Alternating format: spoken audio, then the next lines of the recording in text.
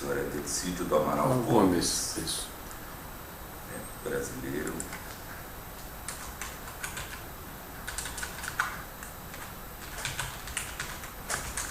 O RG 4690 690 013. 013. CPF 011 011 279 279 828 828 42. 42.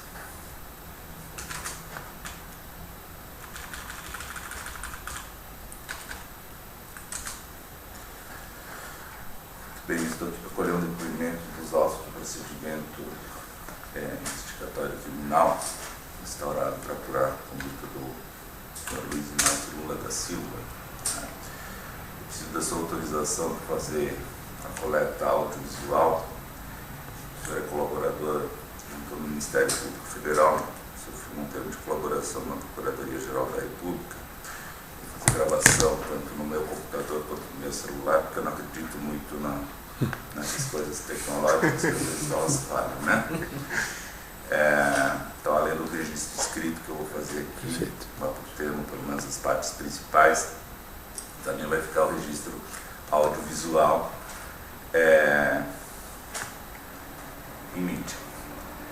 O senhor conhece, deve ter sido explicado dos seus direitos como colaborador, usufruir de medidas de proteção, tendo qualificação, informações preservadas, etc, etc. Existe uma série de direitos previstos na Lei 12.850, né? Entre elas eu pedi autorização para fazer as imagens e para capturar o áudio. O senhor concorda? Defesas concordam? Muito bem. Também o senhor renuncia o direito ao silêncio, né? Então, como está dizendo, o objetivo desse depoimento é identificar a participação. Nós estamos investigando o esquema Petrobras, há uma série de denúncias feitas em relação aos diretores, alguns políticos, etc. E nós queremos exatamente saber a participação do Luiz Inácio Lula da Silva, que nós vamos tratar ele como Lula daqui a diante, porque é o nome que ele é mais conhecido, ex-presidente. Nós vamos tratar sobre a participação dele nesse esquema. Vou tentar dividir o seu depoimento basicamente em 3 etapas. Primeiro, eu queria saber do senhor a sua linha de tempo, começando em 2002, né, até agora. Depois, a sua participação política no governo que foi formado em 2013, como se deu essa formação desse governo. Perfeito. Então vamos lá. Com a palavra. Bom, doutor Januário, eu sou engenheiro de formação e sou oriundo dessa área de energia, né? Passei por várias empresas. Eu fui primeiro do sistema Eletrobras, fui diretor de operação, diretor de engenharia de várias empresas do setor elétrico, fui diretor da Petrobras, fui ministro de Estado, ministro de Minas e Energia do governo Itamar Franco, e diretor da Petrobras. Já no governo? Já no governo Fernando Henrique.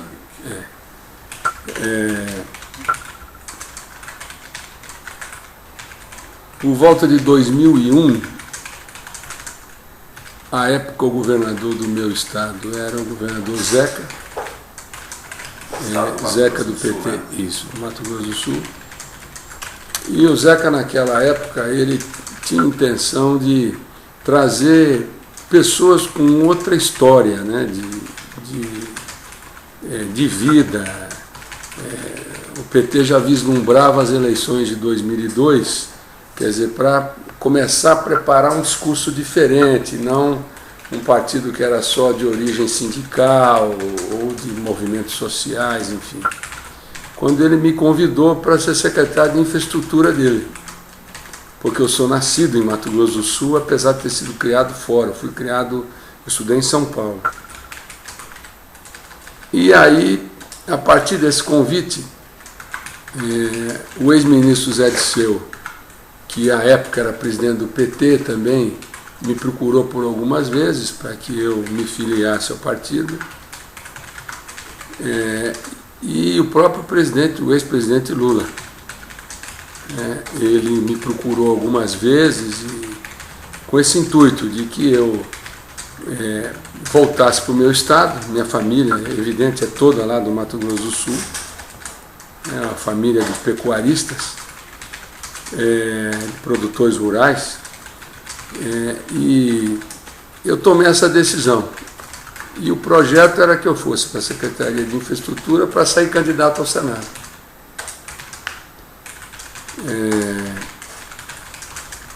Isso dentro de uma estratégia àquela época, né, e que depois redundou até na Carta aos Brasileiros, ao longo da campanha de 2002, que era mostrar um partido plural, um partido mais amplo, onde outras pessoas com outro tipo de história ou de formação poderiam ter acesso. Essa era a filosofia. Quer dizer, era o mérito aí o que se procurava fazer quando eles não só fizeram com relação a mim, mas com outras pessoas que também se filiaram ao Partido dos Trabalhadores. E eu fui candidato ao Senado.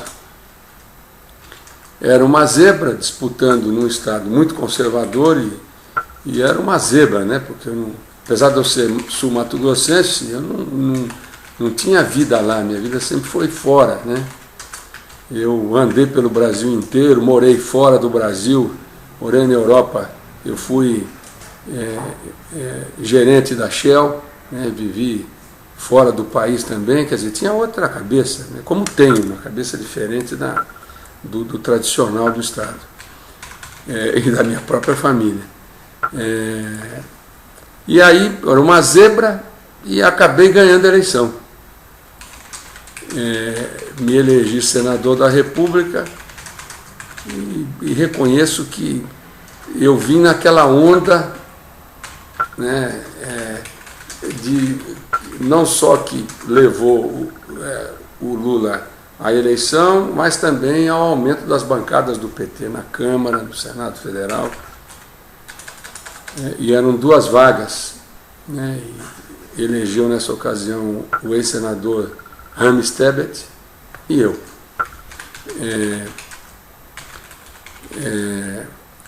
Eu cheguei lá, nunca tinha ocupado nenhum cargo político, né, assim, nunca tinha ocupado, não tinha sido parlamentar, né, e fui muito comedido, como eu procuro ser. Fui aprendendo devagar, vendo como é que as coisas aconteciam no dia a dia no Senado Federal. Nesse ínterim, eu fui líder do partido e dos partidos que compunham a base do presidente Lula.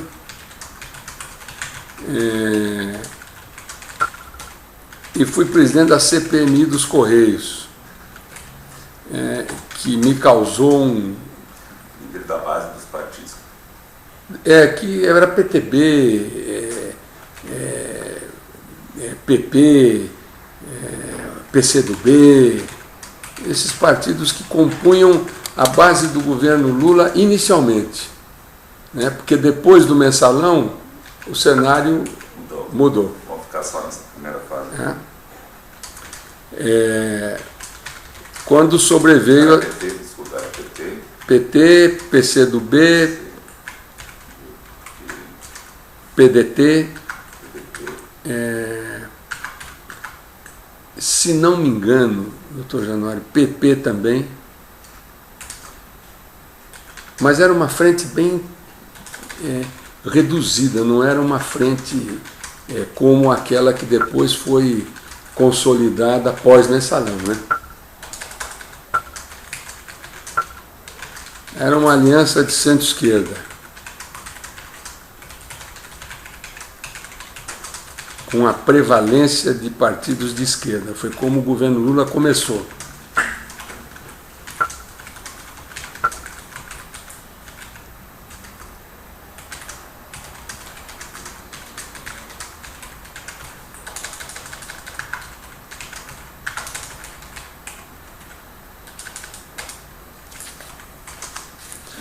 Bom, aí as coisas estavam caminhando nesse sentido quando sobreveio a crise do Mensalão. E aí eu fui escolhido para assumir a presidência dessa CPI. E, na verdade, não me escolheram por algum mérito, alguma coisa assim. É que eles achavam que eu era um iniciante, portanto, desconhecia regimento, desconhecia uma série de coisas, portanto, eu seria um presidente muito útil para embananar as investigações ou criar problema, não porque eu tivesse essa intenção, mas mais pelo meu total desconhecimento, e eu era um parlamentar novo, né? Recém-chegado ao Senado, né? Quando aí as coisas viraram. E nós fizemos uma investigação longa, uma investigação duríssima, né? Eu tive, inclusive, a oportunidade, eu fui conversar com Lula e disse a ele que, a despeito do meu... Eu era um noviço, né? Mas que eu não ia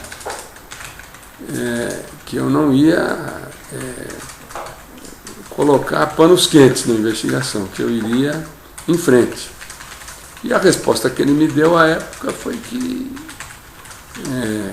eu fizesse o meu trabalho. E se alguém tivesse culpa, que pagasse pelas culpas. E usou uma expressão assim, que eu nunca esqueci: doa quem doer. Portanto, eu fui o mais transparente possível e disse muito bem o que eu ia fazer. Mas, claro, uma coisa é a gente dizer, ele supostamente aceitar, e as consequências disso depois, né? Quando aí veio o meu calvário. Eu virei quase um exilado político, né, dentro do próprio PT.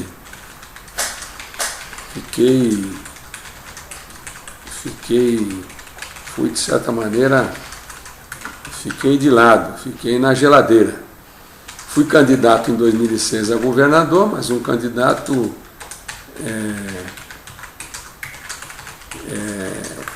cristianizado, né? Quer dizer, com pouco apoio e perdi as eleições, até em função dos desdobramentos da CPI dos Correios, né? Gradualmente retomei as minhas atividades, quando aí fui candidato à reeleição em 2010. Em 2010, aí sim, eu fiz uma construção, na verdade, uma eleição em que eu trabalhei fortemente, uma eleição que foi fruto de tudo aquilo que eu construí ao longo dos anos, mesmo enfrentando essas dificuldades. Eu tive uma votação, para Mato Grosso do Sul, uma votação extraordinária. Eu tive quase 1 milhão de votos, ou seja, são quase 80% dos votos do Estado. Quando aí o PT começou a me respeitar mais, e começou uma reaproximação com o partido, uma reaproximação também com o próprio Lula. A Dilma eu já conhecia a Dilma há muitos anos, porque a Dilma veio do setor de energia, então eu tinha muito contato com ela, muito antes da gente imaginar, eu imaginar de eu ser senador e ela imaginar que seria ministra e depois presidente da República. E aí realmente eu comecei a voltar às hostes do partido com força, porque eu estava respaldado politicamente no meu estado, e também pela minha facilidade de diálogo. Eu sempre dialoguei com todos os partidos, assim, com muita... Sempre fui muito leal e sempre trabalhei com todo mundo, e nunca tive aresta, ranço, até talvez pela minha própria vida, né, pessoal. Eu sempre aprendi a tolerar as coisas e a respeitar a todos, né? Então fui crescendo naturalmente, porque era uma opção de diálogo permanente com os partidos, com a oposição, com todo mundo, e dentro do PT. Quando aí me torno me candidato novamente ao governo em 2014, né? 2010 foi a segunda eleição para o Senado. Isso. Em 2014. 14 me candidato ao governo, mas aí era uma eleição praticamente ganha, porque eu já vinha construindo essa eleição já há muito tempo, vinha trabalhando duro nesse sentido. Desculpe, 2010 foi eleição para senador, eleição. mandato de 8 anos. Eleição. Aí em 14 eu saio ao governo do Estado. Ao governo do Estado. Isso.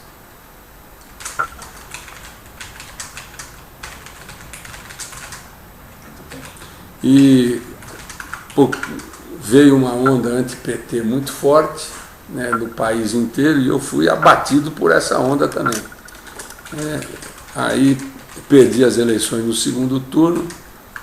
Quando volto em 2015, a presidente Dilma me convida para ser líder do governo. E aí eu passei a ter um protagonismo forte nas decisões do governo. Passei a ter uma interlocução ainda mais intensa, não só com o PT, mas com os partidos da base, e também com a própria oposição, e especialmente com o ex-presidente Lula, que passei a dialogar e conversar com ele sistematicamente. Você era líder, né? Líder do governo. No Senado, né? Do Senado.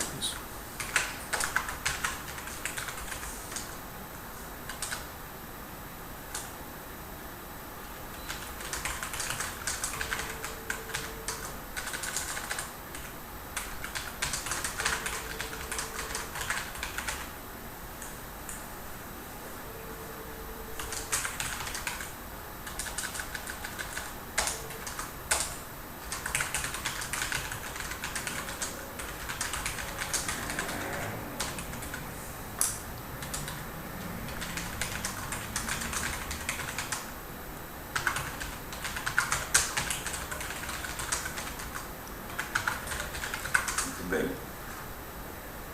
senhor deixou de ser senador esse ano, né?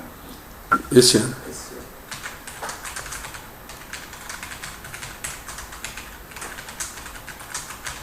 Então, em termos de linha do tempo, a sua trajetória, eu acho que nós podemos ficar por aqui.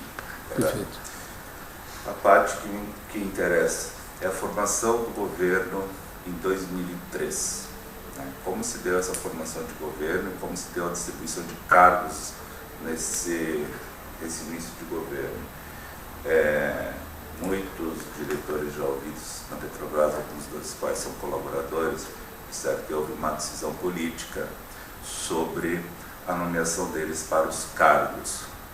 O senhor conhece esse fato, participou desse fato? Como é que isso se deu nessa época na formação, já entre o segundo turno, em 2002, né, a eleição e a posse já em 2013? Bom, doutor Januário, inicialmente a indicação dos diretores da Petrobras, ela ficou circunscrita especialmente àqueles partidos que apoiaram o presidente Lula. Na verdade, esse processo ele tem duas etapas muito bem definidas. O primeiro é quando começa o governo, né? Quando começa o governo,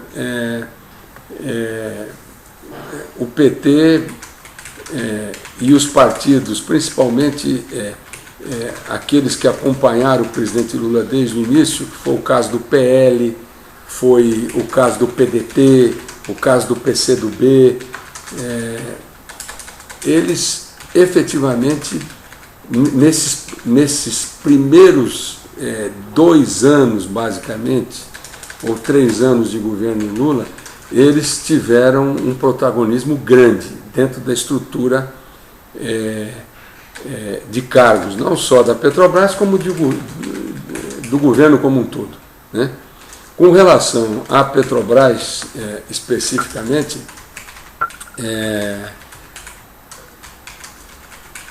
o PT indicou diretores. Na verdade, existiam à época 2 diretores indicados pelo PT, que era o Renato Duque, e depois o próprio Nestor, né?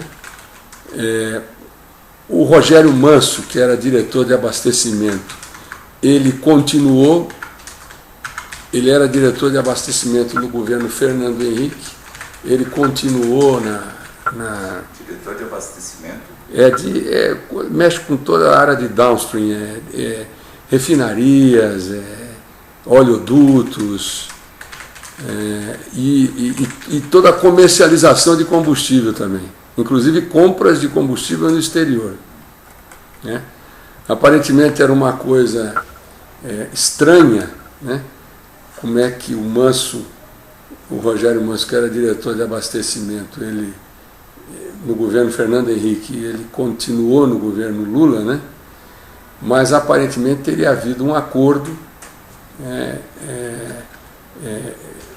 à época com o ex-ministro Palocci, né?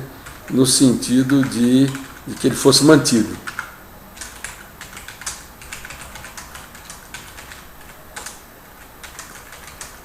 O diretor de exploração e produção era um ex-militante do PT, foi presidente do PT no estado do Rio de Janeiro, chamado Guilherme Estrela. É um homem que tem uma trajetória longa na companhia e teve inclusive experiências no exterior, no Iraque. Ele é geólogo de formação, também indicação do partido. E o primeiro presidente da Petrobras foi o Dutra, que depois foi substituído pelo Gabrielli, também.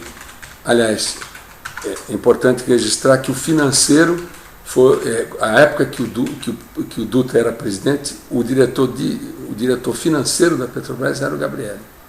Ou seja, era uma configuração, doutor Januário, no caso da Petrobras especificamente, era uma operação muito forte do PT, quer dizer, do Partido dos Trabalhadores. Quer dizer, boa parte da diretoria ou tinha ligações partidárias ou foi indicado, ou alguns dos diretores foram indicados pelo partido.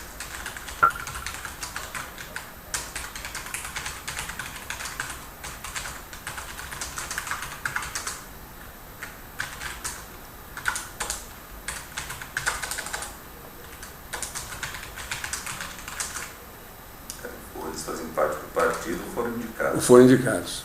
Por exemplo, do partido, Gabriela era do partido, Dutra era do partido, Estrela era do partido. Os indicados pelo partido, Renato Duque, Nestor, que não eram do partido, mas foram indicados. E o Rogério Manso, que permaneceu de um governo para outro. Era basicamente essa a Constituição. Muito bem. Que depois mudou. Essa indicação, segundo os próprios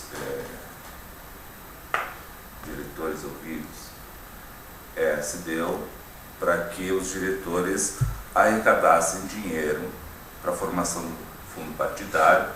Alguns arrecadaram dinheiro em causa própria, né? Eu queria saber como é que se deu, em termos de negociação do governo, essa formação. Doutor Januário, primeiro o seguinte: existem duas etapas muito claras. Quando começa o governo e quando vem o mensalão. Então vamos ficar só na primeira fase, tá. Lá no início agora. Então, na primeira fase, doutor Januário, não havia essa movimentação ou essa operação intensa, sob o ponto de vista de estrutura de campanha. Poderiam existir situações episódicas, mas não era uma ação sistêmica. Isso acabou acontecendo de 2005, 2006 para cá. Aí sim, os diretores passaram a exercer um protagonismo político e gerencial muito mais intenso do que na primeira etapa.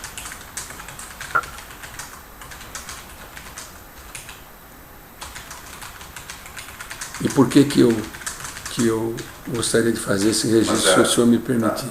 Sim, mas era sabido que os diretores que seriam nomeados deveriam arrecadar, desde o início da formação do governo, deveriam arrecadar dinheiro para os partidos que sustentavam a base. Isso era sabido por quem? Essa é a pergunta. Nesse início, doutor Januário, isso era muito restrito, era um grupo muito pequeno que tinha conhecimento disso, ou que tinha ação sobre esse processo. Por quê? Porque o senhor viu que pela configuração era praticamente a diretoria inteira da Petrobras era puro sangue, era tudo PT. Portanto, era uma coisa muito restrita à estrutura maior partidária e, claro,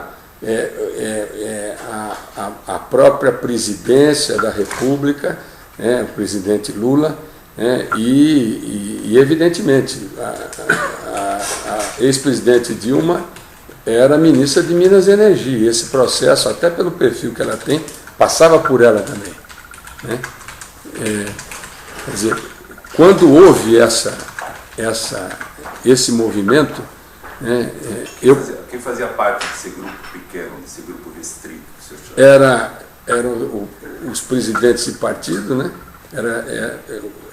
No caso do PT, à época... Doutor Januário, o senhor aceita um cafezinho? Não. Quer um cafezinho? Eu aceito. No caso, doutor Januário... Quanto cento? No caso do PT, era o presidente do partido à época, e o tesoureiro, que no caso era o Delúbio, né?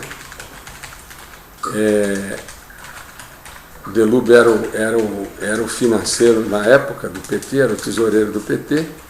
O presidente Lula ele participou ativamente dessas definições todas. Eu queria até registrar, doutor Januário, que todos os presidentes, em se tratando de Petrobras, todos eles,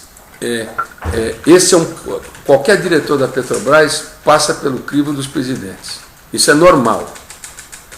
Mas a ação do presidente Lula sobre a Petrobras, ela foi muito mais intensa, por uma razão simples. Porque não só sob o ponto de vista de arrecadação, mas é que a Petrobras foi usada como um agente de desenvolvimento. Existia toda uma política envolvida nesse processo, né? Então, voltando à pergunta, era o núcleo, era o PT, era o próprio Ministério de Minas e Energia, à época a ministra Dilma, o presidente Lula.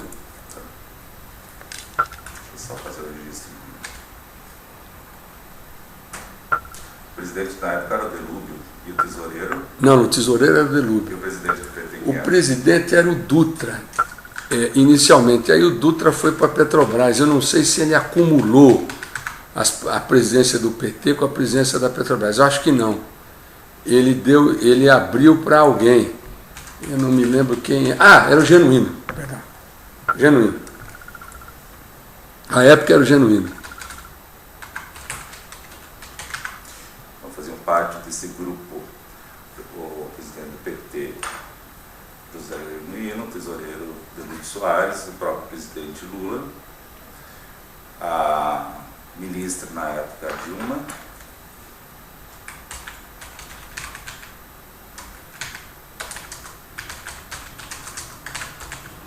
Quero até registrar, doutor Januário, não sei se a presidente Dilma ela participou ativamente dessas indicações, mas eu não posso garantir ao senhor que ela tivesse, ela poderia presumir o que estava por trás das indicações, mas não sei se eu não tenho argumentos à época para dizer se ela tinha total ciência da amplitude das ações dos diretores nomeados. Isso eu não posso assegurar ao senhor.